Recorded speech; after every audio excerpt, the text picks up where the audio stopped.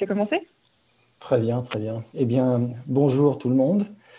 Je vais d'abord m'excuser un petit peu, c'est que mon français est un peu rusty, comme on dit en anglais, donc je ferai la présentation le plus possible en franglais. Et s'il y a des questions ou il y a quelque chose que vous ne comprenez pas, demandez les questions immédiatement. Merci beaucoup Alice d'avoir organisé cette webinaire, en fait, et je suis donc très content d'être là ce matin pour vous donner un peu un aperçu du potentiel de carrière internationale, principalement aux États-Unis, puisque c'est là mon expérience. Mais bon, j'ai aussi passé pas mal de temps au Japon avec beaucoup de deals, donc on pourra parler de ça également. Next slide, please. OK. Donc voilà le building de l'école de pharmacie à San Diego, qui est le Skaggs School of Pharmacy and Pharmaceutical Sciences. Alors, je vais vous parler aujourd'hui un peu de mon aventure, vous dire un peu mon parcours après que j'ai fini mon doctorat en pharmacie. En fait, ça a commencé un peu avant ça en France, à Paris 5. Ensuite, on parlera un peu des opportunités qui existent, notamment aux États-Unis, et vous verrez que c'est assez vaste. Et enfin, je répondrai aux questions, mais enfin, interrompez à n'importe Oui. quel moment que vous voulez, afin que je puisse répondre à vos questions. Next slide, please. Voilà, ça c'est la vue je voulais juste vous donner une petite aperçu, c'est la vue du Piers de Scripps Institute of Oceanography, qui est en fait aussi fait partie de San Diego. Et ce que vous voyez là, c'est la côte notamment de San Diego avec la pointe de la Jolla. Next slide, please. Alors, mon aventure. Eh bien, comme je vous disais, j'ai commencé en France. J'ai eu mon doctorat donc, en pharmacie, mais ce qu'il faut savoir, c'est que j'ai fait un master's alors que je finissais mon doctorat en pharmacie à UC Santa Barbara. C'est pas sur le slide ici, mais j'ai fait en fait mon internship de 5e année pour l'école de pharmacie. À l'époque, on était des 5 ans, pas 6 ans, notamment à UC Santa Barbara en pharmacologie. Et j'en ai profité en même temps pour faire un master là-bas en pharmacologie. Après, je suis revenu en France où j'ai travaillé chez ICI et Sterling Winthrop. Et je vais vous donner un peu plus de détails après. Et ensuite, je suis reparti aux États-Unis où vous pouvez voir, j'ai travaillé avec beaucoup de sociétés. Je vais un peu vous donner un peu plus de détails sur la prochaine slide, s'il vous plaît. Voilà. Alors, donc, qu'est-ce que j'ai appris et de qui j'ai appris, de quelle société j'ai appris? Comme vous pouvez voir, j'ai passé pas mal de temps avec pas mal de sociétés et j'ai eu des fonctions très différentes. En fait, je n'ai pas vraiment passé de temps dans les sciences. Je n'ai pas fait du tout de carrière scientifique ou de clinical development, mais principalement au niveau vente, marketing, beaucoup de marketing en fait, et business development et general management. Donc, j'ai commencé vraiment chez ICI en tant que sales rep, qui était une expérience intéressante, si on peut dire, pour vraiment comprendre comment se vendaient les médicaments, notamment en France, au niveau hospitalier. J'étais principalement au niveau hospitalier où j'avais plusieurs produits. Je suis passé ensuite chez Sterling Winthrop. Bon, ICI, c'est AstraZeneca maintenant. Sterling Winthrop, qui en fait a aussi été acquis par Kodak. Et à ce moment-là, j'étais dans le medical marketing, qui était assez intéressant, mais mon but, c'était vraiment de retourner aux États-Unis. Donc, après Sterling, je suis retourné aux États-Unis où j'ai travaillé pour une boîte, une petite boîte, en fait. Et vous verrez que beaucoup des sociétés pour lesquelles j'ai travaillé étaient pas des startups, mais des mid-size. Some of them were startup companies, qui faisaient, en fait, IntelliGenetics faisait, à l'époque,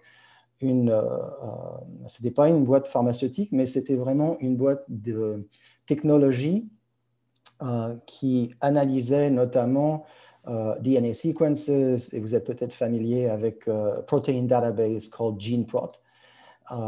Et j'ai travaillé là-bas pendant 1 an et demi, où ensuite j'ai intégré le groupe Syntex, qui en fait a été racheté par Roche également, où j'ai passé 4 ans en tant que Group Product Manager aux États-Unis, principalement au niveau international. Donc, j'ai lancé les produits pharmaceutiques, un certain nombre de produits pharma dans le cardiovascular, dans le stroke, dans pain management, au niveau international. Alors, j'ai lancé des produits au Japon, en Corée, en Turquie, et dans pas mal de produits, notamment au niveau international, bien que j'étais basé à Palo Alto, en Californie. Ensuite, j'ai fait un petit détour parce que je me suis dit, bon, après que Syntex a été racheté par Roche, j'avais pas tellement envie de déménager dans le New Jersey, j'avais pas non plus envie tellement de déménager à Basel. Donc, j'ai quitté Syntex et j'ai joint une petite boîte à San Diego qui s'appelait Dura Pharmaceutical, où j'étais directeur de business development. Et c'est là où j'ai vraiment appris de nouvelles choses. J'avais passé donc environ 7 ans dans les ventes et le marketing. J'ai donc décidé de passer un peu plus de temps et d'approfondir mes connaissances parce que mon but était de devenir CEO d'une boîte de biotechnologie. Donc, j'ai rejoint Dura et où j'ai fait pas mal de deals, notamment dans le business development avec beaucoup de boîtes pharmaceutiques. J'ai ensuite été recruté chez Dipotech, qui était une boîte qui était aussi assez, je dirais, jeune, où on a d'ailleurs été... j'ai d'ailleurs participé à l'Initial Public Offering, qui est en fait la mise sur le marché des marchés boursiers, notamment aux États-Unis, et où j'étais vice-président de marketing et de business development. Alors là encore, j'ai fait beaucoup de deals. On avait une société de technologie qui était en fait drug platform technology and formulation, donc c'était sustained release formulation technology. On a fait énormément de deals. Bon, ensuite, j'ai rejoint une autre société qui s'appelait Aura Biosciences, aussi en tant que VP of Business Development. Et après ces aventures, je me suis dit, bon, c'est bien intéressant, mais j'aimerais bien devenir un peu CEO. Donc, c'est à ce moment-là que j'ai rejoint une boîte. J'ai été recruté pour rejoindre une boîte qui s'appelait à l'époque Charybdis, mais qui était maintenant Scepter, en tant que CEO et fondateur de la société. J'ai été donc recruté par des venture capitalists. C'était une époque assez intéressante, qui était assez difficile en ce sens où il fallait soulever beaucoup d'argent. Bon, j'avais l'habitude de faire ça chez Dipotech, notamment, mais la technologie était très, très... how do you say this in French? Very early stage technology. So we were at un stade très précoce de technologie. Très bien, merci. Donc, c'était beaucoup plus difficile pour sauver l'argent, mais on a quand même réussi à soulever 12 millions de dollars. Au même moment, j'ai eu d'anciens collègues qui voulaient former une nouvelle société qui s'appelle GeneProt, qui n'existe plus. Beaucoup de ces sociétés dont je vous parle n'existent plus à l'heure actuelle. Elles ont déposé le bilan après que je sois parti, soit elles ont été rachetées. Beaucoup des sociétés ont été rachetées par beaucoup de boîtes pharma. Par exemple, Dura a été racheté par Sky Pharma, Dipotech a été aussi racheté par Sky Pharma, Aura Biosciences a été racheté par Vertex, Syrex a été racheté par Takeda, Howie Biotech a été reconsolidé. GeneProt a disparu et Scepter a disparu également. Donc, pour vous donner une idée, il faut avoir l'estomac bien accroché et il faut avoir envie de faire des choses différentes. Donc, voilà un peu mon expérience au niveau business. Ça, c'était les 17 années où j'ai passé notamment dans le biotech industry and pharmaceutical industry. Et maintenant, j'avais décidé, après en fait, Howie Biotech, j'en avais un peu assez de voyager et j'avais envie de faire autre chose. J'avais envie, en fait, d'enseigner, notamment, et d'aider les pharmaciens, notamment de l'Université de Californie. J'étais sur le board de l'école de pharmacie au début. Et j'ai donc rejoint l'Université de Californie. J'ai enseigné un cours notamment qui est sur Coursera. J'espère que beaucoup d'entre vous connaissent les plateformes Coursera ou edX, où j'ai une spécialisation, notamment j'ai 3 cours que j'ai enseignés depuis 6 ans, qui ont d'ailleurs besoin d'être un peu mis à jour. mais qui donne une vue, une perspective, vue d'avion de ce que l'on fait dans drug discovery, drug development and commercialization. Ce serait bien qu'on puisse diffuser les liens aux participants parce que je ne crois pas que ces plateformes soient très connues en France. D'accord, et ben, je peux envoyer ça dans le chat après si vous voulez, ou alors si tu veux, Lise, je t'enverrai les links que tu peux envoyer à tout le monde. D'accord? Oui, on va faire ça. Donc, j'ai créé un cours avec un copain de MGen, un collègue d'ailleurs, un très bon collègue à moi de MGen qui s'appelle Joma, qui est aussi co-directeur du master.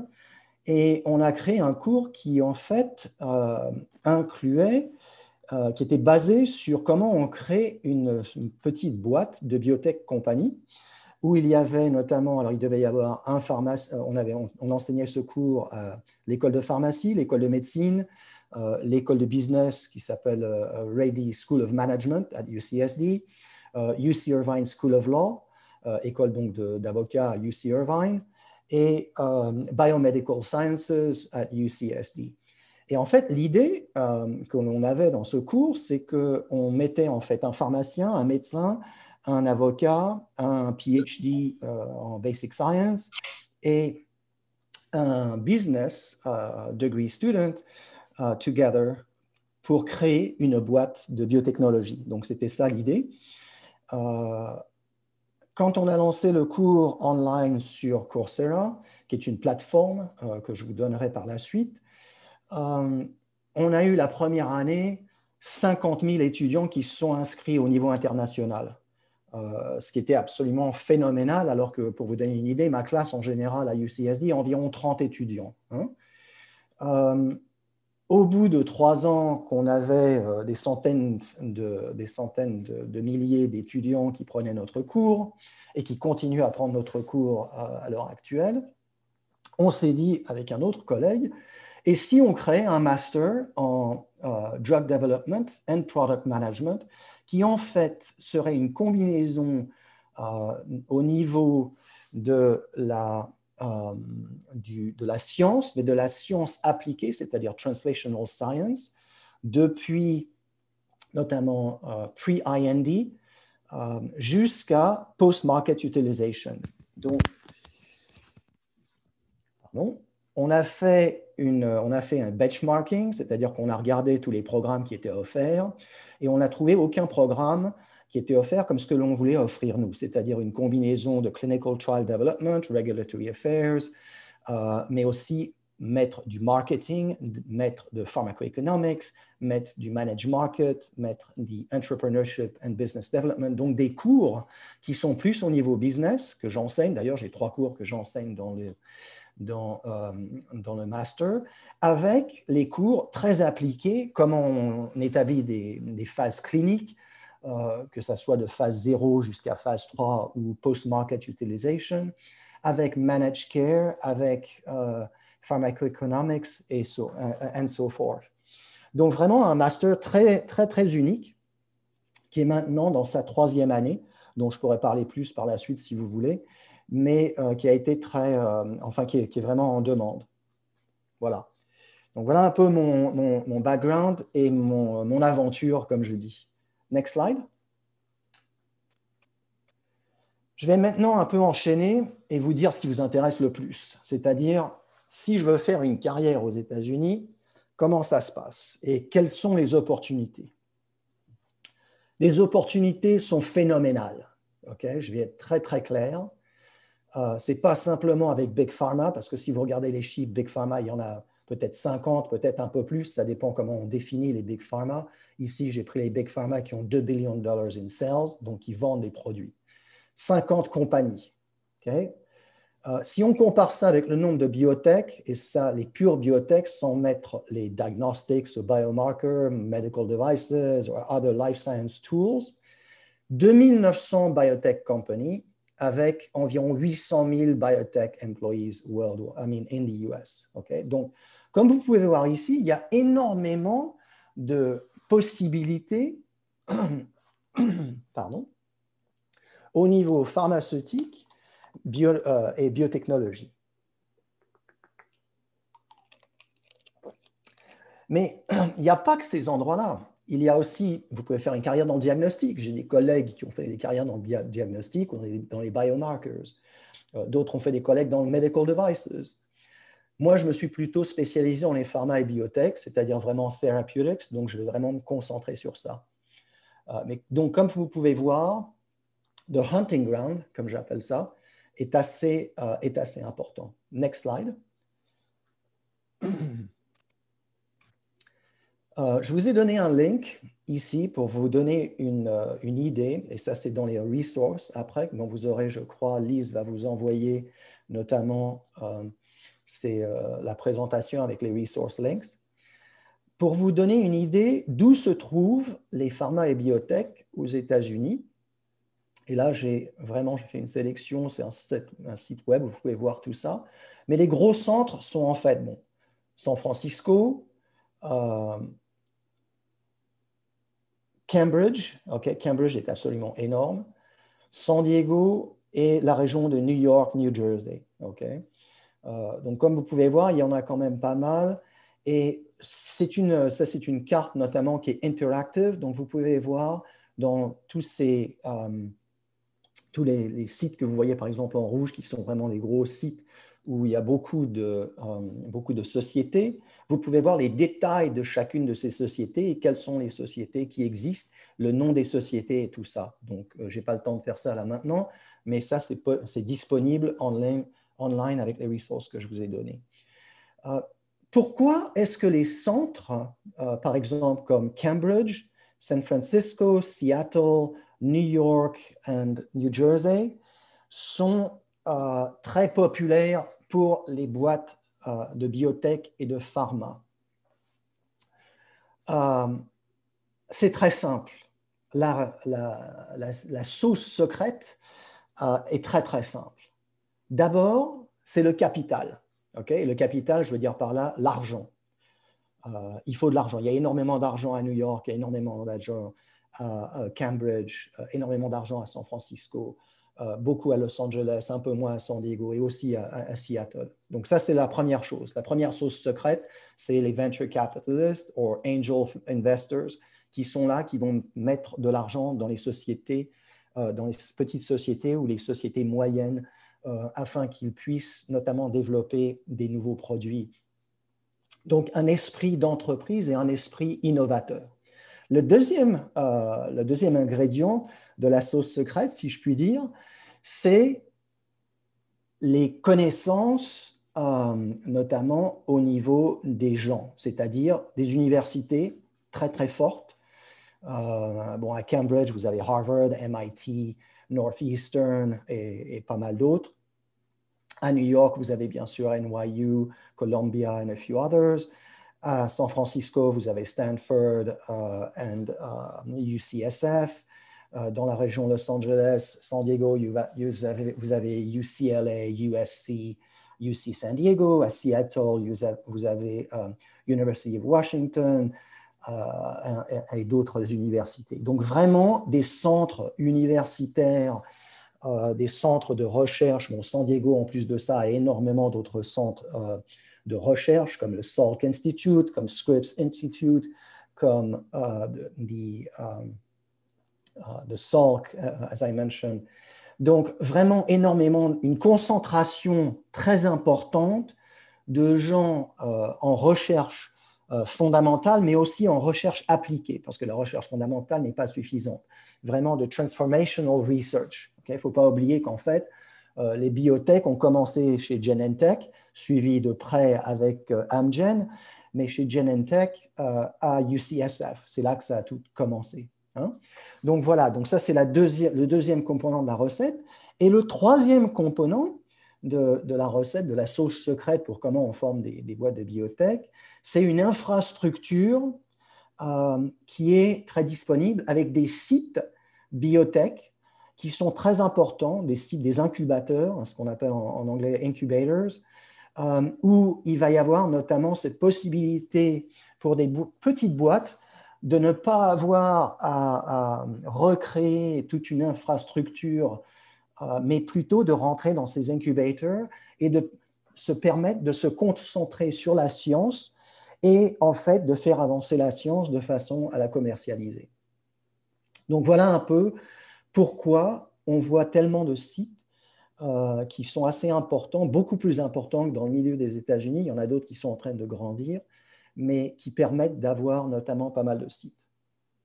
Next slide, please.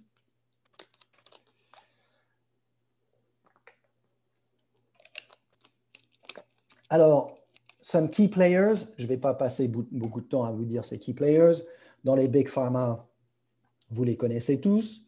Dans les biotech, peut-être qu'il y en a certains que vous ne connaissez pas, mais bon, il y en a quand même. Toutes ces boîtes que je vous mets ici sont des boîtes qui ont déjà des produits sur le marché. Okay?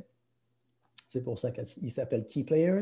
Diagnostic, biomarqueurs, comme je vous ai dit, où il y a pas mal de boîtes. Bon, il n'y a pas que des boîtes américaines. Il faut aussi bien comprendre que certaines de ces boîtes, par exemple, si on regarde dans Big Pharma, Takeda est une boîte japonaise, Bayer est une boîte allemande, Boehringer est une boîte allemande, Glaxo est une boîte anglaise, Sanofi est une boîte française. Mais beaucoup de ces boîtes, pour eux, le marché américain est probablement le marché le plus important pour une raison très simple, c'est que le prix des médicaments, et ça c'est une autre chose sur laquelle on pourrait avoir une autre conférence un autre jour si ça vous intéresse, est bien sûr beaucoup plus élevé que n'importe où dans le monde. Je dis toujours qu'en fait, le consumer américain paye pour le reste du monde au niveau de l'innovation pharmaceutique et biotechnologique. Peut-être que ça va changer, mais enfin pour l'instant, c'est vraiment quelque chose qui est très important. Biotech, si vous regardez les grosses biotech, c'est principalement aux États-Unis. Beaucoup d'entre elles sont rachetées quand elles deviennent très successful par d'autres boîtes pharmaceutiques parce qu'ils veulent avoir accès au portfolio de produits. Mais comme je vous disais, il y a beaucoup d'autres players, de big players dans le diagnostic, dans les biomarkers, qui sont très intéressés avec des gens qui comprennent comment on développe des thérapeutiques, avec des gens qui comprennent l'industrie pharmaceutique, comme un pharmacien qui a une éducation au niveau regulatory affairs, au niveau clinical trials, peut-être pas autant appliqué que ce qu'on enseigne dans le master's, mais quand même, je dirais qu'il y a quand même une certaine connaissance que beaucoup d'autres formations n'ont pas. Une autre chose aussi que je dois dire, c'est qu'aux États-Unis, ce n'est pas nécessairement des pharmaciens qui sont dans le regulatory affairs. Il y a beaucoup de PhD et beaucoup d'autres diplômes. Donc, c'est quelque chose qu'on pourra parler par la suite si vous avez des questions.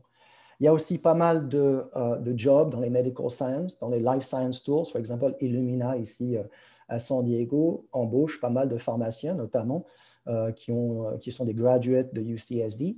La même chose avec GE Healthcare, qui est aussi à San Diego. Donc, il faut voir, Thermo Fisher est aussi à San Diego. Donc, il y a beaucoup de boîtes qui sont et qui ont des sites à travers les États-Unis parce que le marché américain est énorme. Et puis, il y a aussi Healthcare Consulting. J'ai pas mal de collègues qui sont dans le Healthcare Consulting et qui soit étaient dans l'industrie pharmaceutique et sont passés dans le consulting, ou soit étaient dans le consulting et sont passés dans l'industrie pharmaceutique. Donc, voilà encore un peu plus de détails sur les key players. Next slide, please. Ça, c'est encore une slide juste pour concentrer. Alors là, j'ai fait un peu plus de drilling au niveau des therapeutic and vaccine firms qui avaient en fait des ressources, je veux dire, qui avaient aussi déjà des produits. Encore une fois, vous aurez les sites que vous pourrez accéder directement pour voir quelles sont toutes ces sociétés. Donc, vous pouvez voir spécifiquement ce que j'aime bien avec les sites que je vous ai envoyés qui sont dans les resources, c'est que vous pouvez vraiment, you can drill down, je ne sais pas comment on dit ça en français. Lise, si tu veux traduire. Vous pouvez, la fin de la phrase, je vais traduire, oui. So you can drill down into really the specific companies that are in each of these hubs. D'accord, on peut approfondir nos connaissances sur chacune de ces compagnies qui appartiennent à ces différents hubs des biotech. Je comprends. Voilà. Merci bien, oui, exactement.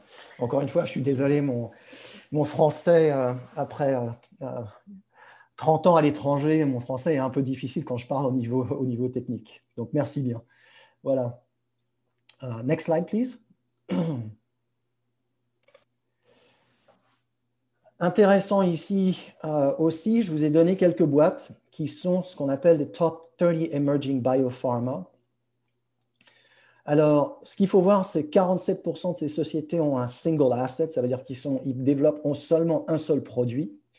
Il y en a environ 40% qui ont environ entre 2 et 10, mais enfin, il faut voir que les 10 assets sont très early au niveau du développement. Et alors, par contre, ce qui est intéressant, c'est qu'on ne parle plus de small molecules ou biologics, on parle de antibody, bon, bien sûr, ça c'est des biologics, in immunology, on parle de gene technologies, on parle de nucleic acid, with Moderna en ce moment qui est en train de développer un vaccin sur RNAi, qui est une technologie complètement approuvée, non approved, qui sera intéressante. Il y a environ 150 vaccins, enfin 150 compagnies, je crois, et vaccins en ce moment en développement sur COVID.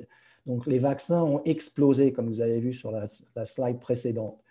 Il y a aussi d'autres, donc il y a US-based standalone companies, il y a aussi des compagnies qui font ce qui s'appelle des hubs and spokes, où ils prennent des equity dans plein de sociétés, donc ils investissent un petit peu d'argent dans plein de sociétés, c'est un peu le modèle de VCs, mais différent du modèle de VCs. Regardez Fortress Biotech, regardez Roivant Sciences et Evotech, ça vous donnera une idée un peu du business model qui est complètement différent de ce que l'on a. Et je vous ai mis aussi d'autres sociétés qui sont assez montantes, notamment dans d'autres pays à travers le monde. Okay? Ce qu'il faut voir, c'est que le gros focus de beaucoup de ces sociétés sont dans le cancer, mais aussi infectious disease maintenant avec les vaccins and rare diseases. Et vous pourriez demander la question, mais pourquoi est-ce que ces sociétés sont très impliquées dans le cancer ou dans, par exemple, les vaccins en ce moment ou rare diseases? Ben, la solution est très simple. C'est parce qu'il y a plusieurs raisons. La première raison, c'est parce que, bon, à part pour les vaccins, je vais enlever les vaccins pour un moment et je parle de vaccins préventatifs plutôt que vaccins thérapeutiques. Les vaccins thérapeutiques sont un peu différents et principalement utilisés en oncologie pour l'instant. Mais par exemple, si on prend l'oncologie, donc les cancers, pour développer une molécule dans un cancer très spécialisé, les études cliniques sont beaucoup plus petites. J'ai l'expérience notamment avec Dura Pharmaceutical, où on développait un cancer pour le treatment of, et là je suis vraiment désolé, je ne vais vraiment pas pouvoir dire ça en français, mais c'était neoplastic meningitis. En fait, c'est stade avancé cancéreux au niveau des méningites, qui est en fait métastatique. Voilà, je crois que c'est ça. Hein? Don't quote me on it, but it's neoplastic meningitis is what it's called. Et en fait, pour avoir cette molécule et pour développer cette molécule, ben, avec 50 ou 60 patients qui ont donc cette maladie, ça suffisait pour enregistrer notamment le produit au niveau de NDA, okay? C'est-à-dire au niveau de New Drug Application, qui est l'équivalent du final stage pour avoir autorisation de mise sur le marché. Donc, le nombre d'études cliniques est beaucoup plus petit, le coût est moindre, et on peut faire ça avec une équipe de 25 personnes en manageant notamment des CROs et des CMOs, donc des Clinical Research Organizations ou des Clinical Research Manufacturing. Donc, avoir vraiment une toute petite société et en plus, avoir un produit directement sur le marché avec des petites boîtes. Donc, voilà la raison pour laquelle l'oncologie est très intéressante. La même chose avec ce qu'on appelle orphan diseases ou rare disease. Orphan disease aux États-Unis, c'est une maladie où il y a moins de 200 000 patients, donc où le nombre d'études cliniques est beaucoup plus faible et où on peut avoir notamment depuis le début des études, c'est-à-dire Initial New Drug Application, jusqu'à un NDA, la molécule peut passer simplement 4 ans avant d'être sur le marché, alors qu'en général, c'est plutôt 7 ou 10 ans. Bon, là, en ce moment, avec les vaccins, qui est une autre histoire, on est dans une pandémie, comme tout le monde le sait.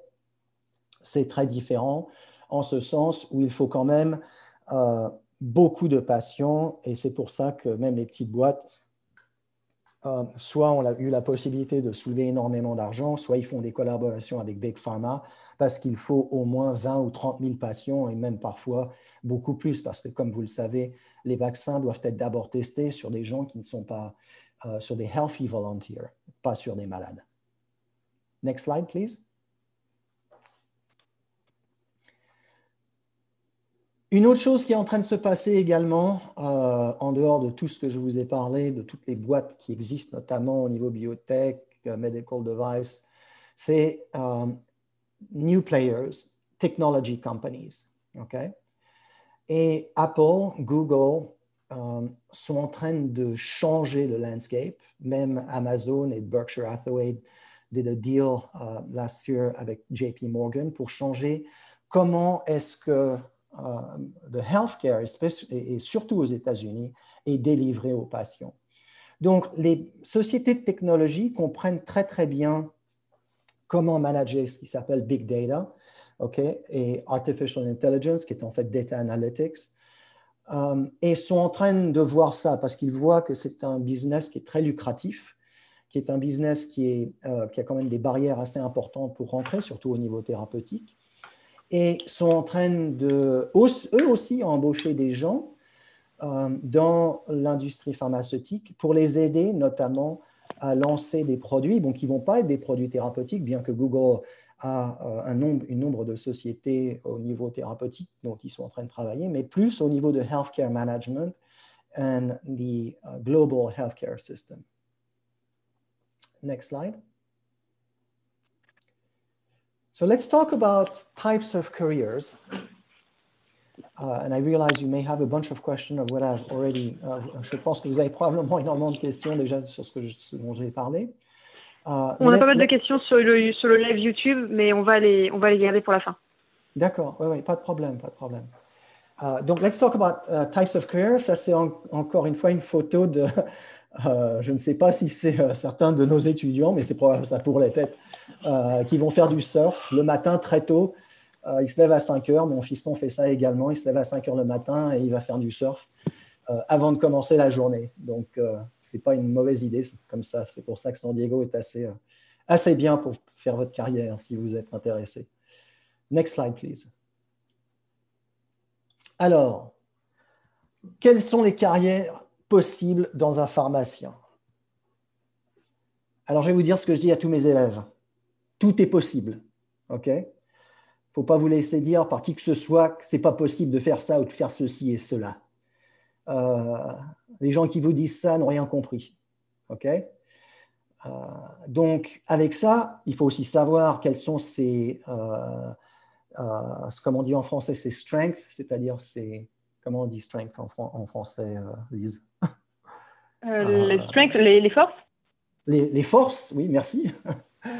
Ces forces personnelles et ces weaknesses, c'est-à-dire les endroits où on a besoin de s'améliorer. Mais comme dirait l'autre, on peut tout toujours améliorer. Hein? Donc, notamment dans le cours que j'enseigne dans le master, on fait un cours où les étudiants doivent développer a strategic and tactical career plan, donc un plan de carrière stratégique et tactique où ils font ce qu'on appelle en anglais un SWOT analysis, où en fait ils évaluent leurs forces, bon, c'est strengths, weaknesses, opportunities and threats, et je vais essayer de traduire ça, leurs forces, leurs, comment on dit, deficiencies, leurs faiblesses, les opportunités et les dangers. Okay? Et on pourrait parler de plus de ça encore plus à une autre fois. Mais pour revenir à quels sont les rôles et quels sont les domaines, alors je vous ai montré the breadth of types of companies. Hein. Je vous ai montré qu'il y avait vraiment des sociétés, beaucoup de sociétés, pas juste les big pharma. Okay? Il y avait les biotech, il y avait les medical devices, il y avait les life science, il y avait les tool companies, donc beaucoup de silos de compagnies. Maintenant, quelles sont les fonctions dans lesquelles vous pouvez faire carrière? Et j'ai des copains et des collègues qui font carrière dans chacune de ces fonctions. Et ces fonctions ne sont pas toutes exclusives, c'est-à-dire qu'il y en a d'autres. La recherche, basic research. Si vous faites un PhD, vous allez faire du basic research. Okay? Ce n'est pas un domaine qui m'intéressait, j'ai fait du basic research Quand j'étais à UC Santa Barbara, c'était intéressant de m'amuser avec des souris, avec des sea urchins et avec des cellules, etc. Mais bon, ce n'était pas pour moi. Moi, j'étais plus intéressé à voyager le monde et à faire d'autres choses. Mais il y a énormément de carrières dans Basic Research. Vous pouvez faire des carrières. J'ai des copains qui sont PharmD, PhD, qui font ça soit en academia, soit dans l'industrie. Et ils s'amusent bien, ils aiment bien. Donc, il y a énormément de possibilités dans la recherche. Regulatory Affairs, bon, ça vous connaissez bien. Je sais qu'en France, c'est une des voies très intéressantes pour les pharmaciens, notamment au niveau du gouvernement, ils embauchent énormément de pharmaciens. Comme je vous disais, aux États-Unis, il n'y a pas énormément de pharmaciens dans Regulatory Affairs au niveau de la FDA. Il y en a, hein, je ne dis pas qu'il n'y en a pas, mais les pharmaciens ne sont pas nécessairement là. Ce n'est pas comme en France où le pharmacien règne au niveau de ce niveau-là. Mais pareil, il y a beaucoup de carrières dans l'industrie pharmaceutique au niveau Regulatory Affairs pour les pharmaciens. Au niveau clinique, encore une fois, beaucoup de carrières, beaucoup de possibilités, soit au niveau des études cliniques, ce qu'on appelle notamment Clinical Research Associate ou Clinical Research Assistant. Un pharmacien est rarement, je ne veux pas dire jamais, mais je dirais rarement en charge du développement clinique total dans une boîte pharmaceutique ou une boîte de biotechnologie. Ça sera principalement un médecin. Okay? Mais par contre, un pharmacien peut avoir des rôles, notamment en tant que Therapeutic Area Lead, en tant que Clinical Research Lead pour faire notamment les développements cliniques, peut aussi avoir des rôles en ce qui s'appelle Medical Science Liaison, qui est en fait, qui permet de faire, d'apprendre aux médecins pratiquants quelles sont les nouvelles molécules et tout ça. Donc, beaucoup de jobs encore au niveau clinical. Maintenant, je vais parler plus du domaine que je connais encore mieux, qui est le domaine marketing pharmacoéconomique. Vous entendez les gens qui vous disent « Oh, vous ne pouvez pas faire de marketing si vous n'avez pas un diplôme dans le business. » Eh bien, je vais vous dire une bonne chose, c'est que moi, j'ai passé pas mal de temps dans le marketing en tant que chef de produit international, groupe de chefs de produit, vice-président de marketing, avec, bon, au début, une formation purement d'école de pharmacie, option industrie, et avec avoir un esprit ouvert et faire des cours dans la finance et dans le marketing sans avoir de diplôme d'HEC ou d'ESSEC. Okay? Donc, encore une fois, surtout aujourd'hui avec les cours au niveau de online, vous pouvez vous faire une spécialisation dans le marketing, une spécialisation en pharmacoéconomique, si vous aimez bien les maths comme moi, qui peuvent vous permettre d'avoir des carrières. Okay? Donc ça, c'est important de comprendre. Il n'y a pas seulement une voie de faire une carrière. Je sais qu'en France, c'est un peu plus les visières. Aux États-Unis, il y a un peu moins ces visières quand même. Et ça vous permet d'avoir d'autres possibilités. Mais bon, venez quand même à la conférence ESSEC mercredi. Hein? Venez quand même à la conférence de l'ESSEC mercredi, s'il vous plaît. Ah bah, je veux bien, oui, je veux bien. Si je suis disponible, ça sera avec plaisir pour être un de vos panel members. Pas mal de nos participants sont inscrits aux deux conférences. Ne le découragez pas trop vite. Non, mais je ne décourage personne. Ce que je veux dire par là, c'est que c'est très utile d'avoir un degré de business, mais la simple chose que je veux dire, Lise, c'est que ce n'est pas required. Vous voyez ce que je veux dire? C'est pas la panacée. Tu vois ce que je veux dire? Ça veut dire que ce n'est pas nécessaire. Je connais des CEO qui ont simplement qui ont été des CEO très, très successful de boîtes de biotechnologie qui n'ont pas une formation. Bon, ils ont acquis la formation au niveau marketing, etc., mais ils n'avaient pas nécessairement la formation au début. C'est ça que je veux dire. D'accord? Je ne veux pas dire que d'avoir un MBA n'est pas utile. Un MBA est très utile si ça vient d'une très bonne école comme HEC ou ESSEC. D'accord? Mais je veux dire que ce n'est pas nécessairement une obligation pour faire une carrière dans le marketing ou dans le pharmacoeconomics. C'est tout. Vous voulez dire que peut-être l'expérience pourrait remplacer effectivement ces degrees qu'éventuellement on n'a pas pris le temps de faire ou pas forcément eu les moyens de faire au début de sa carrière. Exactement, exactement. Mais encore plus que ça, je dirais que d'avoir un business degree avec zéro work experience, c'est avoir du vent. Voilà, OK? Il faut être très clair. Parce que j'ai des MBA qui font notre master, j'ai des médecins qui font notre master, j'ai des pharmaciens qui font notre master, mais ils ont 3 ans d'expérience avant dans l'industrie. Ça peut être dans la recherche, ça peut être dans le regulatory, mais ils comprennent déjà comment fonctionne une société.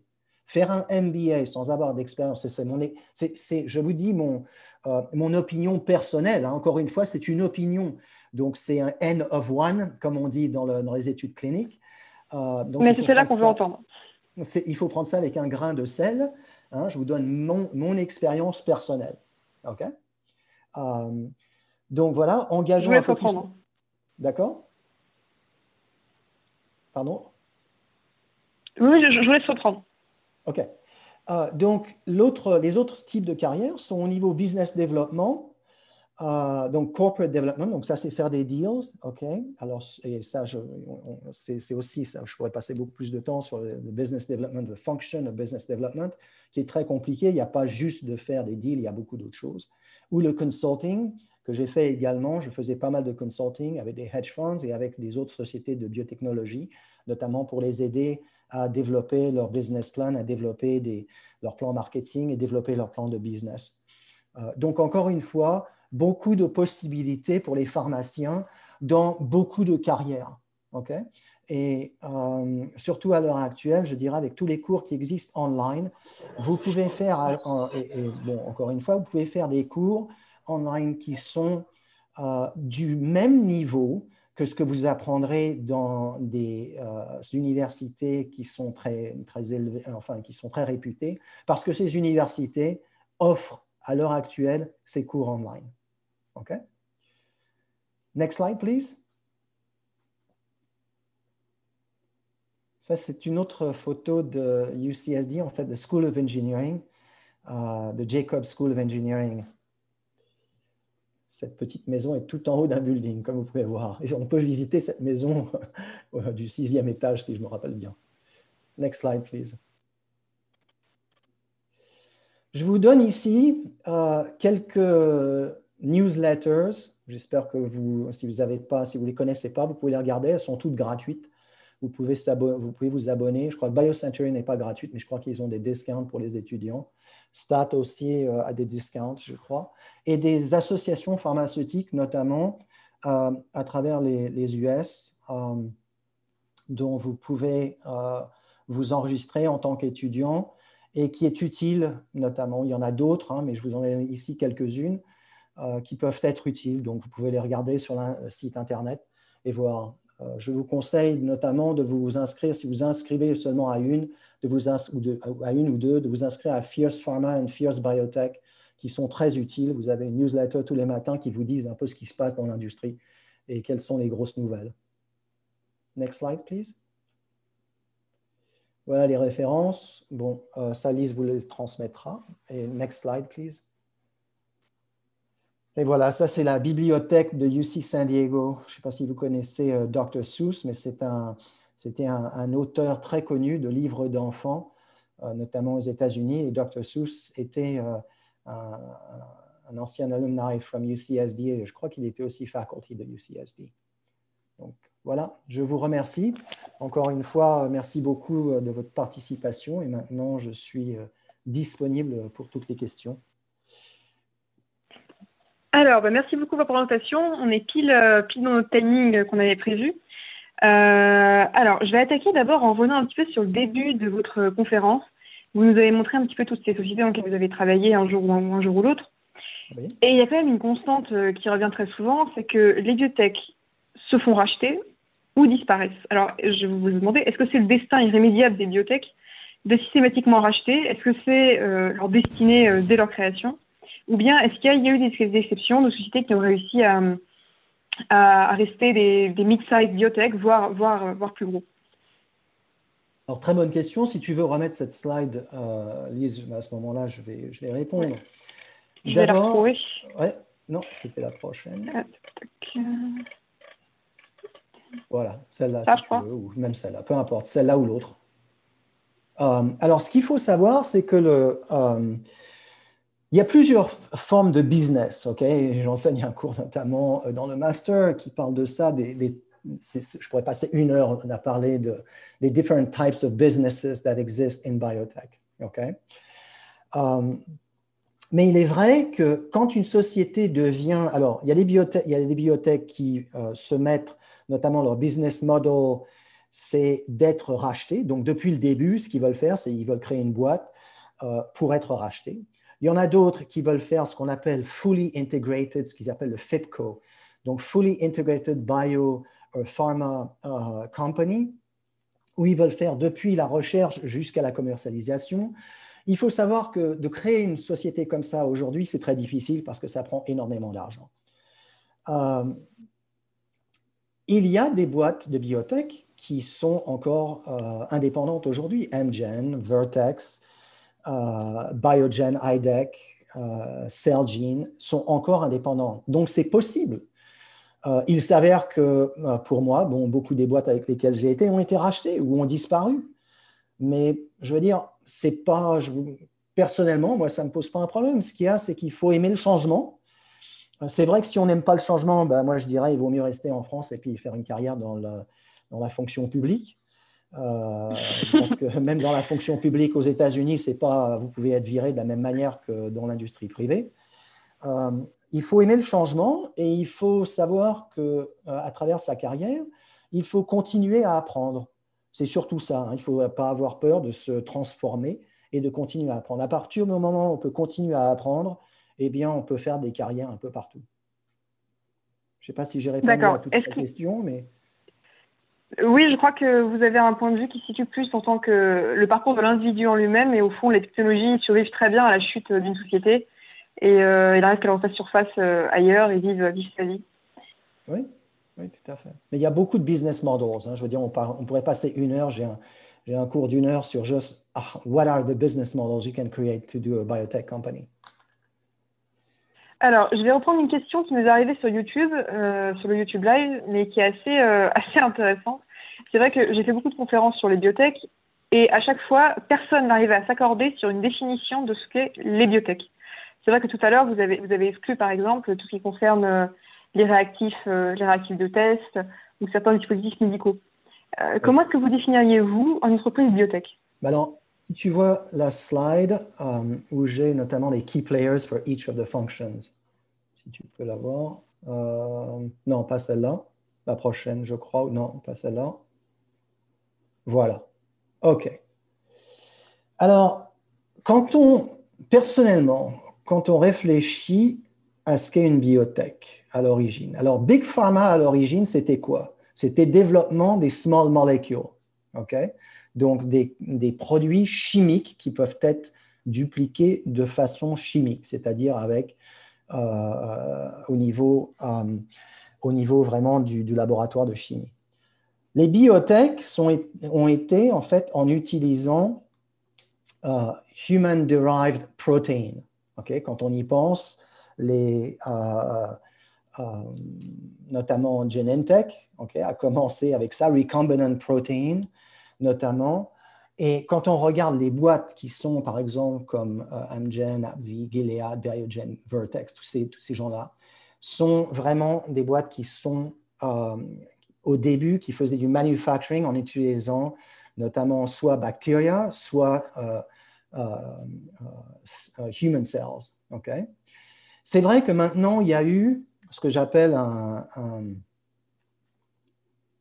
cross-fertilization. Si on prend Roche à l'heure actuelle, c'est plus une boîte de biotech qu'une boîte de pharma.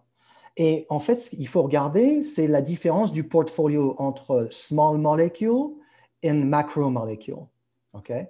Donc, à partir du moment, la définition aux États-Unis de biotech, enfin, d'après nous, d'après ce que moi je vois et d'après ce que beaucoup de mes collègues dans l'industrie pharmaceutique en parlent, c'est si c'est du macromolecule, comme immunotherapy, comme stem cells, comme proteins and so forth, it's going to be biotech. Okay? Tout le reste, ça va être small molecule. Et puis après, il y a diagnostic, biomarqueur. Et ça, biotech, c'est vraiment thérapeutique. Okay? Ce n'est pas les diagnostics ou biomarqueurs. Mais encore, c'est pour ça que j'ai fait la distinction ici. Okay? Avec les diagnostics et biomarqueurs, je ne les ai pas mis dans les biotech. Voilà, mais encore une fois, c'est assez fluide. Hein? D'accord, donc ce n'est pas une définition qui s'applique, qu'on pourrait prendre au niveau de l'échelle, qui serait plus pertinent au niveau du produit. Non, c'est plus, exactement, c'est plus pertinent au niveau de si if I'm developing a macromolecule, I'm going to be a biotech. I'm going to be a biotech, okay? Si c'est une biomolecule where I need, où j'ai besoin d'avoir, d'utiliser des cellules humaines ou des cellules bactériennes pour développer le produit. D'accord. Écoutez, je pense que c'est quand même un bon début de définition pour ceux qui se posaient la question. Je pense qu'on va maintenant se recentrer un peu sur le rôle du pharmacien, et pas que d'ailleurs, puisque nous avons aussi quelques étudiants en médecine qui ont posé des questions à ce sujet. Oui. Oui. Vous-même, vous l'avez dit, les pharmaciens prennent à peu près tous les postes qu'ils veulent, pour peu qu'ils acquièrent l'expérience nécessaire et qu'ils n'aient pas peur de beaucoup bouger. Donc dans ce cas, est-ce que vous pensez qu'un médecin, par exemple, un étudiant en médecine qui serait en début d'expérience, pourrait envisager des postes effectivement qui soient plus sur market access, marketing, general management, ou est-ce que vraiment c'est des postes qui viennent avec l'expérience, et si oui, par quel bout on pourrait commencer sa carrière pour en arriver là? Alors, très bonne question. J'ai beaucoup d'amis qui sont médecins et qui sont en fait dans l'industrie pharmaceutique. Et j'ai même des étudiants dans notre master. En fait, j'ai un étudiant dans le master cette année qui est médecin. J'en avais un autre l'année dernière dans notre master qui est médecin également et qui a rejoint une boîte pharmaceutique alors qu'il n'avait aucune expérience dans la boîte pharmaceutique. Donc, c'est tout à fait possible de faire carrière en tant que médecin dans l'industrie pharmaceutique. J'ai énormément de collègues qui sont médecins dans l'industrie pharmaceutique. Maintenant, il y en a beaucoup qui sont dans le domaine clinique. Hein, ils sont soit en charge des études cliniques, soit en charge de sites de recherche. Par exemple, on a un de notre board members qui est site head ici à Johnson & Johnson dans notre master. Si vous regardez notre master et vous regardez notre board member, qui est Dr. David Brett, qui est médecin PhD et qui est en fait en charge de tout le centre de recherche ici à J&J. Donc, j'ai vraiment beaucoup de collègues qui sont médecins. Et les médecins peuvent faire très belle carrière dans l'industrie pharmaceutique. Maintenant, s'ils veulent faire du marketing et du market access ou du general management, bon, general management, il y a plusieurs voies pour arriver au general management, mais s'ils veulent faire du marketing, c'est quand même important qu'ils commencent à avoir une éducation supplémentaire, soit avec un master's comme le master's qu'on offre, soit avec un MBA qui est quand même assez orienté de ce côté-là, pour pouvoir faire ça, ou avec des cours spécialisés, comme j'ai dit encore une fois, qui existent online, où ils font notamment, où ils vont avoir ça. Et après, ils vont faire une expérience, soit en tant que chef de produit, soit en tant que market access, etc. Donc, c'est vraiment possible pour pharmaciens et médecins de pouvoir faire ça. Et comme je vous le dis, j'ai plus de collègues qui sont médecins dans l'industrie pharmaceutique que de collègues pharmaciens. D'accord, donc effectivement, il faut plus penser sous l'angle des compétences que sur celle du diplôme d'origine, et finalement, notre parcours nous amène là où il nous amène. Exactement, et même d'intérêt. Je veux dire, c'est ça, hein, à la fin du compte. Bon, quand on a fait médecine, quand on a fait pharmacie et qu'on a bavé pendant des années à ingurgiter des tonnes de données, marketing, je veux dire, c'est pas rocket science, hein, comme on dit aux US. D'accord. Je voulais vous demander c'est pas de l'astrophysique. Et j'ai des copains qui sont astrophysiciens et c'est une autre histoire. D'accord, je crois comprendre.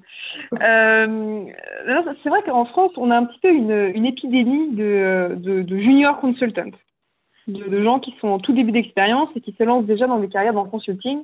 Et c'est vrai qu'on a eu des questions comme ça de gens qui demandaient si boîtes de conseil embauchaient beaucoup de jeunes diplômés. Est-ce que c'est le cas aux États-Unis ou est-ce que c'est en France, on se voit consultant alors qu'on sort à peine de l'école? Oui, alors c'est le cas aux États-Unis avec les très grosses, avec les MBA qui viennent des top MBAs. OK? Donc, si vous Hmm. faites partie des top 5 MBAs et vous êtes un des meilleurs de votre promo et vous pouvez rentrer comme consultant, j'ai des copains qui étaient consultants dans ces boîtes. Il ne faut pas avoir peur de travailler 80 heures par semaine et Hmm. de ne pas croire qu'on connaît tout. Parce que si vous arrivez dans des grosses boîtes avec un esprit consultant et je connais tout, vous vous faites virer, mais alors rapidos. J'ai, Bah, vous savez, j'ai... on aime... Vas-y. Oui, je vous en prie. Non, non, je t'en prie. Non, c'est parce que j'allais enchaîner sur notre question. C'est vrai qu'on aime beaucoup faire des petits interludes de savoir-vivre en entreprise à l'aller. Mais là, on a plusieurs questions qui sont arrivées sur peut-être des conseils que vous auriez à donner à des jeunes diplômés français en santé qui débarqueraient à l'étranger et qui n'ont pas vraiment de référentiel vu qu'on est quasiment tous issus de l'université. Donc, j'ai plutôt passé la main à Camille Lopez, la secrétaire de la Ligue, pour vous poser une nouvelle petite table de questions à ce sujet-là. D'accord, avec plaisir. Bonjour, donc du coup comme Lise m'a présenté, je suis Camille Lopez, secrétaire générale de l'ALE. Et du coup, on a reçu pas mal de questions sur YouTube, notamment concernant le parcours pour pouvoir travailler à l'étranger. Et est-ce que du coup, vous auriez des conseils à donner aux étudiants, notamment à ceux qui vous écoutent, pour pouvoir étudier à l'étranger, mis à part la langue anglaise, bien sûr? Alors, ça dépend où à l'étranger, hein. Je veux dire que bon, l'Europe est quand même assez importante. Bon, je dirais maintenant avec l'Angleterre qui est sortie de l'Europe, mais enfin, je crois qu'on peut encore y aller. Je crois que c'est encore assez français comme français. Je veux dire qu'il y a la possibilité de faire carrière en dehors dans l'Europe avec un diplôme européen. Bon, c'est vrai qu'aux États-Unis, c'est un peu plus difficile, surtout avec notre administration en ce moment. Mais bon, les choses ne sont pas statiques, hein, les choses changent. Mais j'ai beaucoup d'étudiants internationaux. Alors, si vous faites une possibilité, c'est de faire un STEM degree aux États-Unis. Qu'est-ce que c'est un STEM degree? C'est Science, Technology, Engineering and Mathematics. Mais notre degré, par exemple, en sciences, okay, notre master en sciences vous permet ensuite d'avoir un visa de travail me permettre de chercher un travail notamment aux États-Unis. Et j'ai beaucoup d'étudiants qui, l'année dernière, par exemple, étaient d'Italie, d'Espagne, ou d'autres endroits comme la Chine, l'Inde, le Brésil, qui ont eu des jobs ici aux États-Unis après avoir fini leur masters. Donc, les États-Unis, bon, il y a une loterie hein, de façon à avoir. L'autre possibilité, c'est de travailler pour une boîte française ou américaine en France et puis après d'essayer de se faire muter aux US. Mais l'autre, c'est aussi à travers un diplôme américain qui est dans le STEM, notamment qui est soit, comme je vous ai dit, sciences, technologie, engineering ou maths, qui permettent donc d'ouvrir les portes. Et il y a beaucoup d'étudiants aux États-Unis qui font ça et il y a une très grosse demande, notamment aux États-Unis, pour les étudiants qui ont des compétences doubles, notamment parce que ça permet d'avoir les boîtes pharmaceutiques et biotech sont très internationales. Par exemple, quand j'étais CEO d'une boîte de biotechnologie, on avait 35 employés, il y avait 20 employés qui venaient de pays différents. Donc, il faut vraiment très bien savoir qu'il y a une diversité au niveau multiculturel, multinational, qui est très importante dans le domaine pharmaceutique et donc est un gros avantage. D'accord, merci beaucoup. Et du coup, vous avez dit que les pharmaciens étaient très axés maths, mais du coup, est-ce que les pharmaciens doivent se former dans le domaine des statistiques? Ah, très bonne question. Bah, si vous voulez faire des pharmacoeconomics, définitivement. Et c'est un domaine qui est très porteur. J'ai un très bon collègue, d'ailleurs, un de mes co-chairs, Dr. Dilesh Doshi, si vous regardez sur notre site, qui vient de changer en fait de société, mais il a été pendant, je crois, 20 ans chez Johnson Johnson. C'est un pharmacien qui a fait aussi notamment des études au niveau pharmacoeconomics, qui fait donc beaucoup de maths au niveau statistique et qui a fait donc carrière au niveau pharmacoeconomics. Donc ça, c'est un autre domaine et c'est un domaine qui est très important au niveau du prix, du coût et du prix du médicament. et qui est très important au niveau du marketing. C'est pour ça qu'on enseigne un cours tous les deux dans le marketing and pharmacoeconomics, parce que c'est absolument fondamental. Si votre produit est approuvé, on le sait encore, vous savez ça encore plus que moi en France, votre produit peut être approuvé par l'IMA.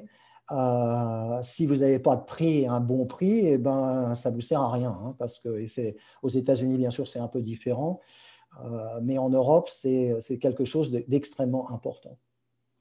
Donc oui, si c'est une carrière qui est intéressante, le pharmacien peut faire une carrière en pharmacoeconomics, tout à fait. Et il faut avoir non seulement, je dirais, une connaissance au niveau des statistiques, mais aussi au niveau de programming, R programming. Certains langages de programmation sont importants, que vous pouvez encore une fois apprendre online. Okay? C'est l'avantage de la génération aujourd'hui. Beaucoup de choses peuvent être faites online. D'accord, merci beaucoup. Du coup, j'aimerais aussi revenir sur ce que vous nous avez dit sur l'industrie, que selon vous, on s'est plus basé sur les compétences que sur la formation et qu'il y a une très grande capacité de liberté pour changer de milieu dans lequel on aimerait travailler. Mais on a eu des questions concernant le fait que cette vision, elle serait peut-être pas plutôt basée sur avant, puisque aujourd'hui, on nous pousse surtout à nous spécialiser et à aller voir des milieux précis plutôt que de rester dans la voie générale.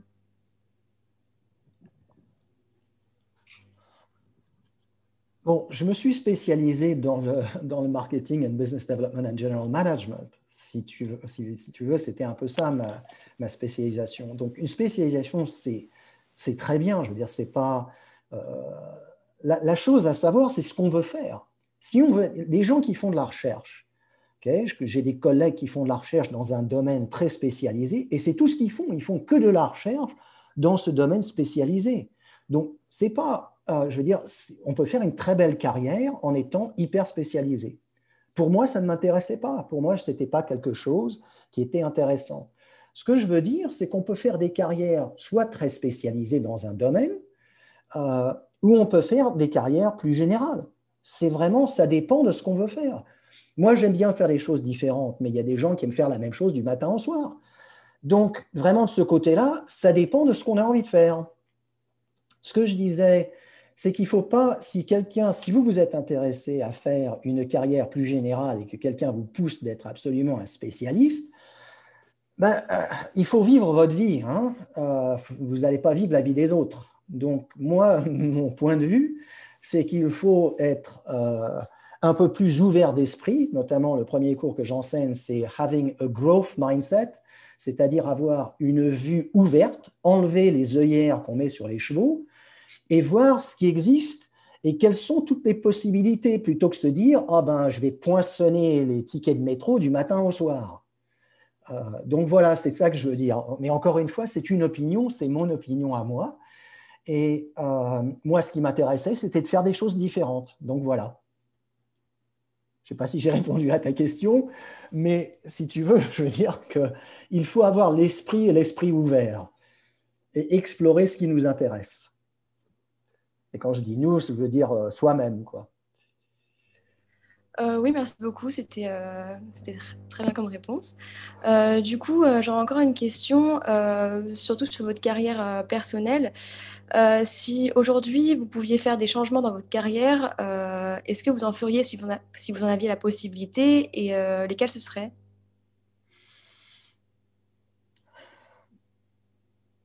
Alors, c'est toujours facile de regarder dans le rétroviseur et de se dire, si on pouvait refaire ça, qu'est-ce qu'on ferait? Bon, I'm going to age myself, OK?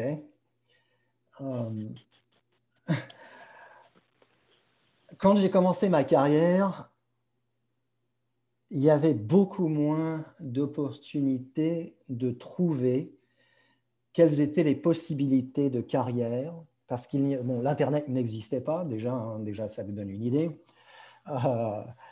Les sites, comme je vous ai donné au niveau des ressources, n'existaient pas. Les biotech venaient juste de commencer. Hein, quand moi j'ai fini, Genentech venait juste de commencer.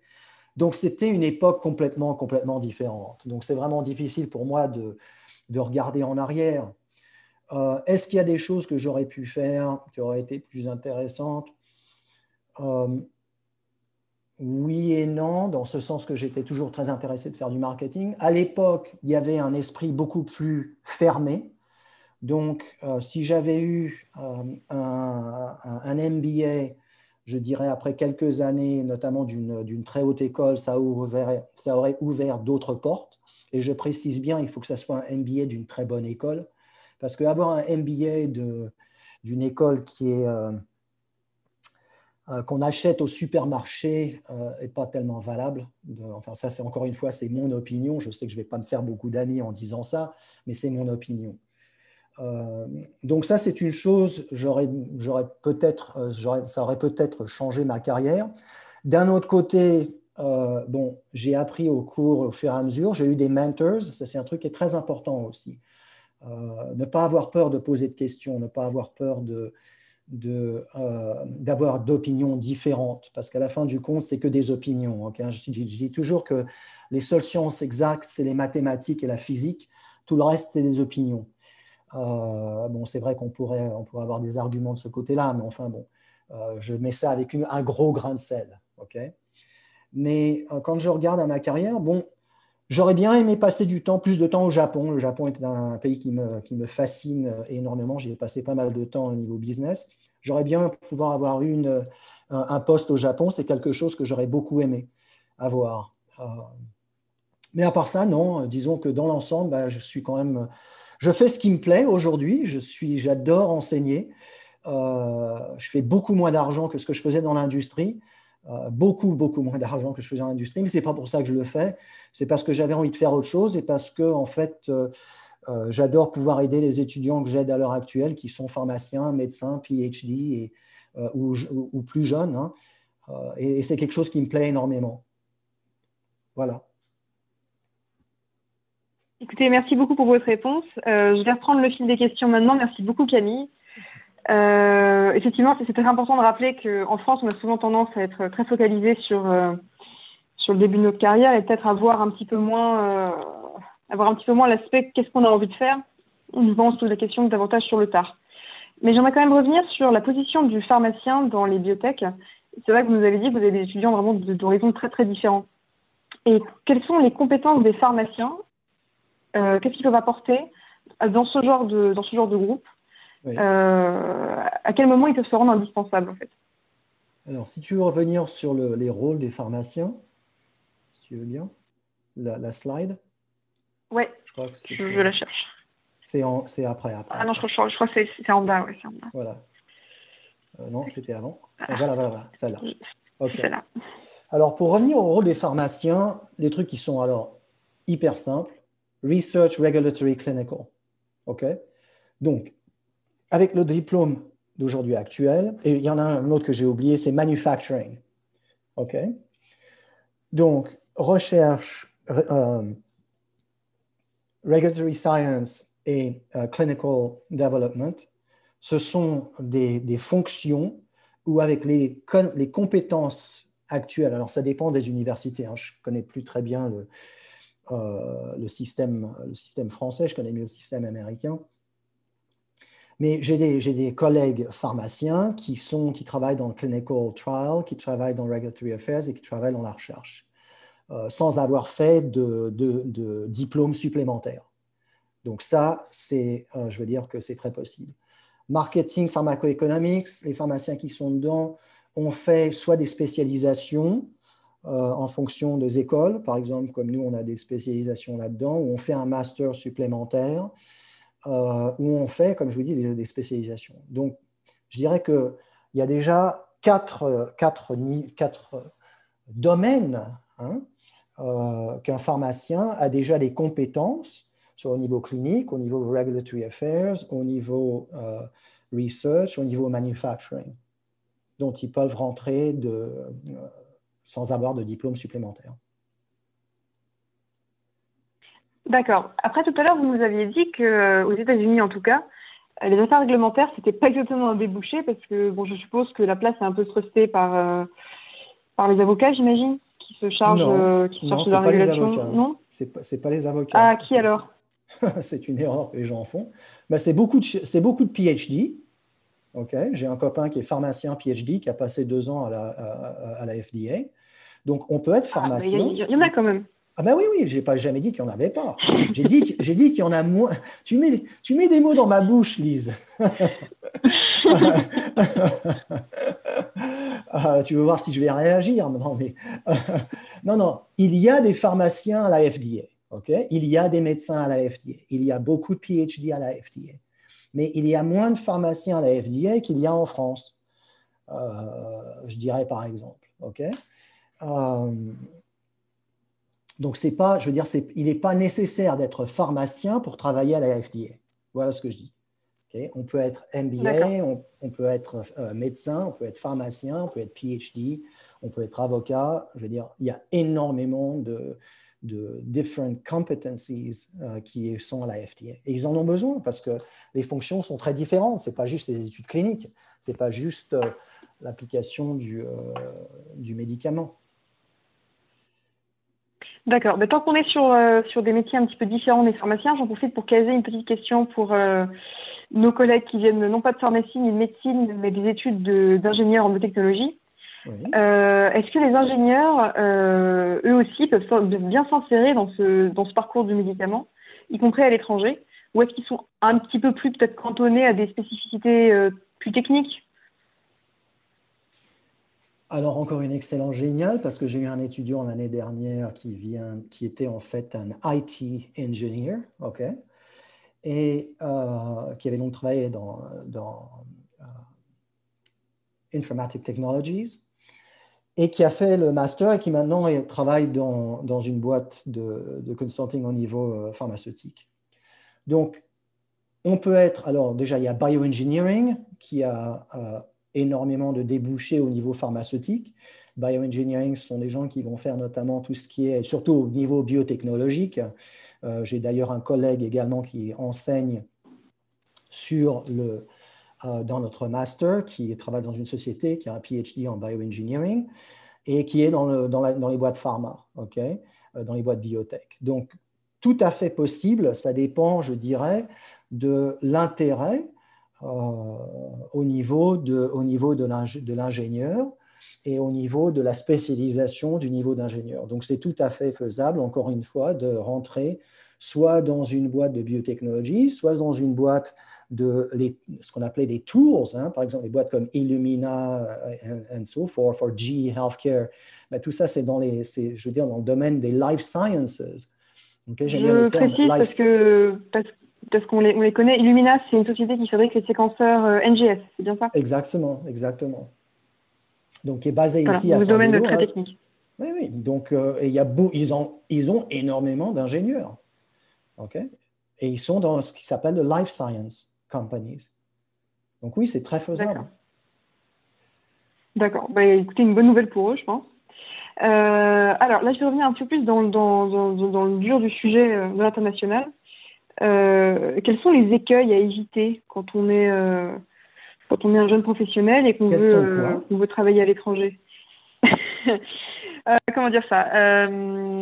Quelles sont les erreurs à ne pas faire, on va dire ça comme ça, en débarquant à l'étranger quand on est une société? Est-ce que c'est préférable de commencer par étudier un petit peu à l'étranger ou est-ce qu'on peut directement travailler? Bon, moi j'ai eu la chance d'étudier à l'étranger. Je faisais bon, encore une fois, je vais vous montrer mon âge, mais j'ai fait pas mon internat, mais comment ça s'appelle? Votre stage, votre internship. Mon stage, merci bien. Mon stage de 5e année, pardon, mon français commence à disparaître. I need to switch to English. Mon stage de 5e année, donc à l'Université de Santa Barbara en Californie, et après j'ai fait un master, en même temps j'ai fait d'ailleurs mon service militaire, à l'époque il y avait encore le service militaire, en tant que scientifique interne à l'Université de Santa Barbara, où j'en ai profité pour faire un master. Okay, parce que j'avais donc en pharmacologie. Donc, j'ai eu cet avantage-là. Je suis rentré en France après et je suis retourné après aux États-Unis. Donc, faire un master, par exemple, aux États-Unis peut être très utile pour deux raisons. La première, c'est que ça va vous apprendre l'anglais encore un peu mieux, l'anglais américain plutôt que l'anglais d'Angleterre que j'avais. Et en même temps, ça va aussi vous apprendre la culture. Mais ceci dit, on peut très bien faire carrière aux États-Unis sans avoir fait de diplôme américain, d'université américaine. Ça permet d'ouvrir quand même des portes, ça c'est évident, parce que les diplômes européens ne sont pas très connus. Même le HEC ou ESSEC aux États-Unis, c'est vraiment pas très connu. Si je vais demander à 90% de mes collègues qui sont américains, tu connais l'HEC, ils vont me regarder, ils vont me dire aucune idée de ce que c'est. Donc, il faut quand même savoir ça. Ceci dit, les erreurs à ne pas faire quand on vient à l'étranger, elles sont très simples. Quel que soit... L'erreur, elle est très simple, c'est d'éviter d'être franco-français. Okay, cocorico et baguette de pain, il faut laisser ça à la porte. C'est la même chose pour les Américains, hein, ce qu'ils appellent the ugly American, qui va en Europe et qui ne parle pas un mot de la langue duquel il visite et commence à parler plus fort parce qu'en parlant plus fort, ils pensent qu'ils vont se faire comprendre. C'est aussi horrible. Donc, il faut éviter d'être, je dirais, nationaliste, hein, sans oublier sa culture. Et il faut essayer de s'adapter un peu, à savoir à la culture du pays dans laquelle on est, sans pour cela manger des tonnes de hamburgers, ce qui, encore une fois, c'est une caricature, je dirais, internationale de l'américain ou autre caricature. L'Amérique, ce n'est pas ce qu'on voit dans les films, c'est complètement différent. Et les gens sont comme en Europe, je veux dire, ils ont les mêmes problèmes qu'en Europe. Ils en ont même d'autres, beaucoup plus importants au niveau de la santé, hein, parce qu'ils n'ont aucune couverture sociale au niveau qui existe. Donc, je veux dire qu'il faut enlever ces idées préconçues et garder un esprit ouvert de façon à apprendre d'autres styles de vie et d'autres façons de faire. À partir du moment où on a un esprit ouvert et qu'on est capable d'apprendre d'autres façons de faire et de comprendre et de se mettre dans, je dirais, dans les chaussures de l'autre, comme on dit aux États-Unis, eh bien, à ce moment-là, on va apprendre beaucoup d'autres choses et on va avoir une expérience beaucoup plus agréable que si on a un esprit fermé et qu'on a des problèmes de s'adapter. À partir du moment où on s'adapte bien au changement, ça c'est une des choses, bon, je ne sais pas, moi c'était une des choses que j'aime beaucoup, j'aime bien le changement, j'aime bien les nouvelles choses, j'aime bien essayer les nourritures différentes et des façons de faire différentes. À partir du moment où on a un esprit ouvert et on aime apprendre, ça c'est une autre chose, moi j'adore apprendre, eh bien je pense qu'on peut faire carrière n'importe où. Hein. Bah écoutez, je crois que c'est un bon message pour beaucoup d'étudiants en santé, surtout qu'en France, en tout cas, les pharmaciens sont ces dernières années assez ballottés dans leur fonction, on va dire, régalienne. Et effectivement, l'esprit d'ouverture est sûrement ce qui sauvera beaucoup d'entre nous dans leur vie future. Maintenant, c'est vrai que vous m'avez un peu tendu la perche sur la culture, sur la culture France-États-Unis. Alors peut-être pour approfondir un tout petit peu pour ceux qui n'ont pas vraiment l'expérience de ça, quelles seraient selon vous les principales différences pour quelqu'un qui travaille dans une société de biotech aux États-Unis et en France au niveau de sa relation à l'entreprise? Alors bon, ça fait des années que je n'ai pas travaillé en France, donc je ne peux pas vraiment te dire un peu quelle est la culture à l'heure actuelle. Donc, peut-être quel est votre sentiment aux États-Unis? Qu'est-ce que, par exemple, qu'est-ce que vous aimez bien dans cet esprit-là et qu'est-ce qu'au contraire vous n'aimez pas trop? On va plutôt partir là-dessus. D'accord. Bon, moi, ce que j'aime bien aux États-Unis, c'est qu'il y a des possibilités énormes. Okay, il y a vraiment des possibilités énormes de travailler avec des gens d'à travers le monde, des gens qui ont des façons de faire qui sont complètement différentes, surtout dans les startups.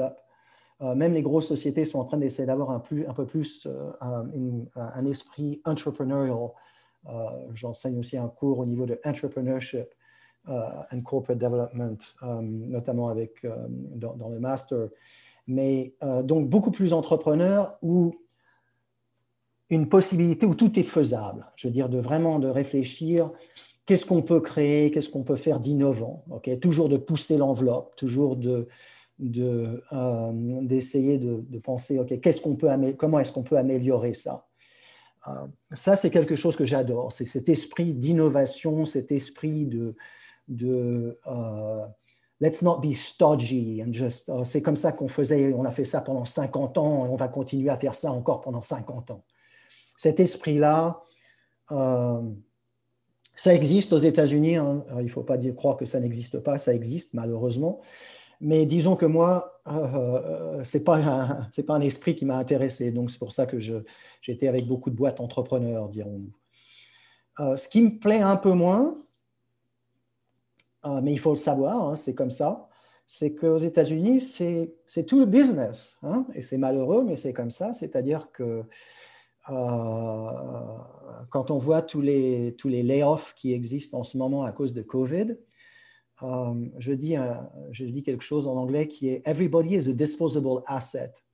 Ce qui veut dire que tout le monde… Je sais pas tout le monde est un… Tout le monde est un atout dont on peut disposer et éventuellement se débarrasser. C'est ça, à n'importe quel moment. Mais il faut bien voir que c'est la même chose en France, c'est la même chose n'importe où. Hein. Donc, si on se fait, comme je disais avant, si on se fait l'idée que je ne veux pas être dans une boîte parce que je risque de me faire virer ou je risque de perdre mon travail parce que ça a été racheté. Et moi, j'ai été dans plusieurs situations, on m'a demandé d'aller voir ailleurs et bon, c'était parfaitement d'accord. Et puis, où je suis parti parce que bon, la boîte avait été rachetée, parce que ça ne m'intéressait pas la boîte qui rachetait ou où j'avais décidé de faire autre chose. À partir du moment où on a des connaissances, on n'a pas de problème de se réinventer, on peut aller travailler n'importe où. Et on est courageux, on n'a pas besoin de… Donc, ce n'est pas un problème. Mais il faut voir qu'en Europe, c'est la même chose. Bon, c'est vrai que les protections sociales sont plus importantes, mais c'est je dirais, la même mentalité sauf encore une fois, on va travailler dans des domaines protégés où on a une carrière à vie. Mais il faut quand même bien voir que c'est moins de 10% de la population dans le monde, hein, je veux dire. Donc, de ce côté-là, il faut faire avec. Il faut continuer à apprendre et continuer à savoir de démontrer quelle est la valeur. Donc, voilà.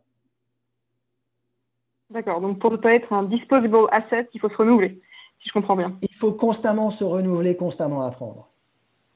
Et aussi, il faut savoir que ce n'est pas un problème d'être disposable asset. Parce que ce qui est important, c'est de savoir ce que vous voulez faire vous. Okay? Les sociétés qui embauchent les gens depuis qu'ils sortent du diplôme jusqu'à la retraite, ça n'existe plus. Oui, okay? Ça existe depuis une trentaine d'années, je pense. Hein? Ça existe depuis 30 ans, je pense. Oui, non, mais et puis d'un autre côté, personnellement, qui a envie de faire ça? OK? Comme dirait l'autre, qui a envie de manger, je ne sais pas moi, un pot-au-feu tous les jours? OK? Écoutez, je crois que vous venez de répondre à une autre question que vous nous avez posée sur le chat de Zoom. On nous demandait s'il existait un parcours idéal pour quelqu'un qui veut travailler dans les biotechnologies. Et je pense effectivement qu'il n'y a ni carrière ni parcours idéal, d'après ce que vous me dites. Seulement celle qu'on a envie de faire, celle qu'on fait et celle qui nous plaît. Exactement, exactement. Mon parcours à moi peut être quelque chose que quelqu'un va dire « Oh mon Dieu, c'est effroyable, il a changé de boîte tellement souvent, ça a été tellement difficile, machin. » Mais bon, c'est comme ça. Mais moi, j'ai fait avec. Et je dirais que j'ai appris des trucs. Il y a des moments où je me suis dit, bon, quand même, c'est pas la joie, on vient juste d'être acheté, ou bon, il faut que je cherche encore un boulot. Mais à la fin du compte, j'ai appris des choses que j'aurais jamais apprises si je n'avais pas fait ça. Donc, c'est vraiment très personnel. Moi, je dis, c'est pour ça qu'il faut faire en fait un plan. Et c'est pour ça que j'enseigne ça dans mon premier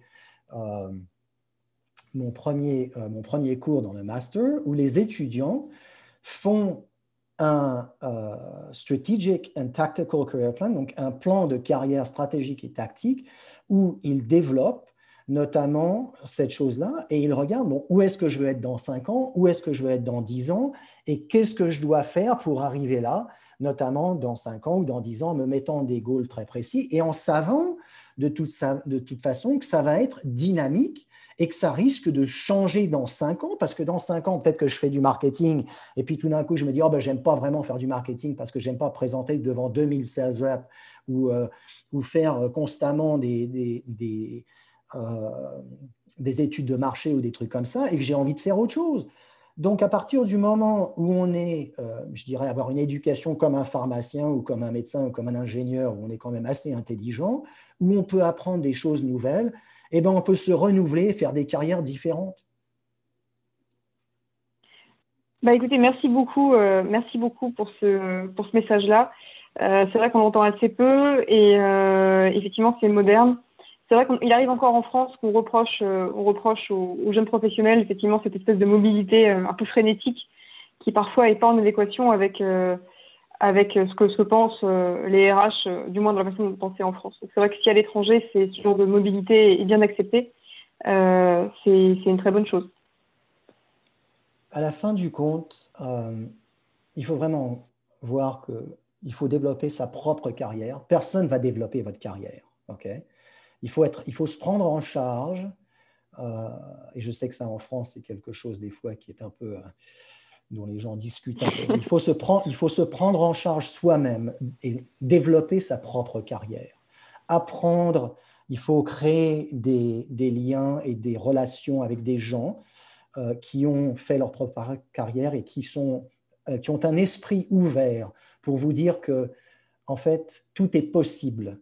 À partir du moment où on peut apprendre, ça va peut-être être difficile. Je ne te dis pas que ce n'est pas difficile. Commencer dans la vente, dans l'industrie pharmaceutique, après que j'avais un doctorat en pharmacie et un master des États-Unis, et commencer en tant que vendre dans les hôpitaux à Paris, ce n'était pas mon idée de faire ma carrière, de début de carrière. Okay? Mais bon, ça m'a appris des choses que j'aurais jamais apprises si je n'avais pas fait ça. Donc, il faut prendre chaque opportunité. Et bon, je ne dis pas de rester pendant 15 ans à faire ça, mais il faut prendre chaque opportunité et voir qu'est-ce qu'on va apprendre pour notamment construire sa carrière pour là où on veut être. J'avais envie d'être CEO d'une boîte de biotech. Je suis devenu CEO d'une boîte de biotech, ce qui n'était pas tout ce que j'avais pensé. Mais j'ai, au cours du parcours, appris beaucoup d'autres choses. En tant qu'étudiant à l'heure actuelle de pharmacie, vous pouvez faire exactement la même chose. N'écoutez pas les gens qui vous disent « Oh, vous ne pourrez jamais faire ça, ou vous ne pourrez jamais faire ceci, ou vous ne pourrez jamais faire cela. » C'est des gens qui n'ont rien compris et c'est des gens qui ont vécu dans la même chose pendant 40 ans ou 30 ans et qui, en fait, n'ont jamais voulu prendre de risques. À partir du moment où on veut prendre de risques et on est suffisamment intelligent, on peut faire n'importe quoi. Mais écoutez, je crois que ce sera un bon petit mot de la fin, vu qu'il est déjà 20 heures en France.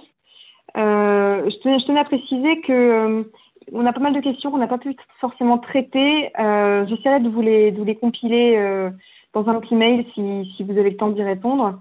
Et puis, je vais aussi fournir aux intervenants via leur adresse mail qu'ils avaient donnée à leur inscription le diaporama de la conférence comme convenu et peut-être également celui qui présente votre master pour ceux qui seraient éventuellement intéressés. Ça vous va comme ça ?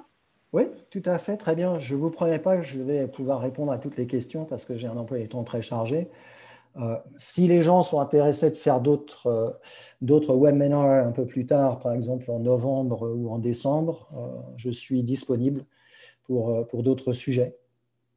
Bah écoutez, je crois que ce serait assez intéressant, peut-être sur un sujet un petit peu différent. Et effectivement, oui, il y a pas mal de demandes pour les liens des cours en ligne. Je crois que c'est dans vos sources de votre diaporama, mais si d'autres vous reviennent, n'hésitez pas à nous les transmettre. N'hésitez pas à nous les transmettre si vous mettez la main dessus, que je puisse les transférer, à tout le monde. Oui. En tout cas, merci beaucoup à vous pour votre témoignage. On avait des gens vraiment qui étaient à tous les stades de leurs études et je pense que tout le monde a entendu ce qu'il avait besoin d'entendre et c'était vraiment très très éclairant. Merci beaucoup pour votre positivisme, on va dire ça comme ça, et j'espère qu'on vous verra bientôt sur nos webinaires. Eh bien, Lise, je veux te dire un grand merci d'avoir organisé ça. Je veux remercier tous les participants. Je m'excuse que je n'ai pas pu répondre à toutes les questions et j'espère que mon franglais n'était pas trop atroce. Donc voilà. Non, vous progressez à chaque appel, c'est bien. Je vous souhaite à tous une excellente soirée et moi maintenant je vais continuer à aller bosser. Ça roule. Bonne journée. Voilà, Merci merci. beaucoup à tous nos merci beaucoup à tous nos participants, à Camille Lopez pour son aide et tout le bureau de l'Allée, ainsi que les membres. N'hésitez pas à nous suivre sur les pages de l'Allée sur Facebook, sur notre site aussi. On va bientôt lancer officiellement la chaîne YouTube de l'Allée, ce qui vous permettra d'accéder à toutes nos conférences en live directement. Donc voilà, restez avec nous dans les mois à venir, on aura d'autres sujets. Et n'oubliez pas la conférence de mercredi sur les SEC. Bonne soirée à vous tous et à bientôt.